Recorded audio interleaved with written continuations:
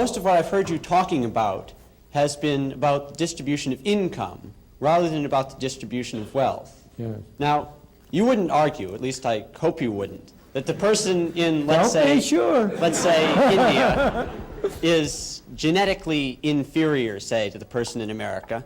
It's rather through the purely arbitrary circumstance of birth that he's in a country with a less developed economy or in a family that doesn't have as large a share of the capital. And that's not something that he's to blame for. Oh, I'm not blaming anybody. Even if the free market system equitably works and everyone progresses an equal amount, that person who started out with a lesser share of the capital is still going to end up with a lesser share of the capital. That's right. And there's nothing in the free market system that's going to enable him to make up for what was a purely arbitrary deficit in the first place. And given that the kind of people who become successful capitalists do not become that way by giving away their wealth voluntarily, isn't it necessary to forcibly redistribute wealth before you can begin to operate under a capitalist system? No, it is not. The only way in which you can redistribute effectively the wealth is by destroying the incentives to have wealth.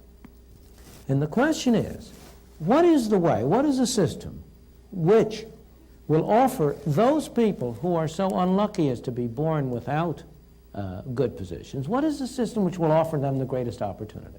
Well, one possible way of redistributing the wealth without affecting the incentives to earn as much income as possible is simply to have a 100% inheritance tax. Since that won't affect the incentives, it's only after the person's dead anyway. I beg your pardon. You're too, I'm afraid, I don't know the family you come from. I don't, but as you grow up, you will discover that this is really a family society and not an individual society. We tend to talk about an individualist society, but it really isn't. It's a family society. And the greatest incentives of all, the incentives that have really driven people on, have largely been the incentives of family creation, of family, of pursuing, of establishing their families on a decent system. What is the effect of 100% inheritance tax? The percent of an 100% inheritance tax is to encourage people to dissipate their wealth in high living. What's the harm in that? The harm in that is that where do you get the factories? Where do you get the machines? Where do you get the capital investment? Where do you get the incentive to improve technology?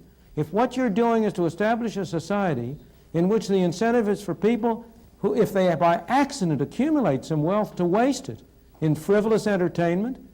You know, the thing is that the thing that is amazing that people don't really recognize is the extent to which the market system has, in fact, encouraged people and enabled people to work hard and sacrifice in what I must confess I often regard as an irrational way for the benefit of their children. One of the most curious things to me in observation is that almost all people value the utility which their children will get from consumption higher than they value their own. Here are parents who have every reason to expect that their children will have a higher income than they ever had, and they scrimp and save in order to be able to leave something for their children. I think you are sort of like a bull in a china shop if you talk about the 100% inheritance tax having no incentive effects. It would destroy a continuing society. It would destroy a society.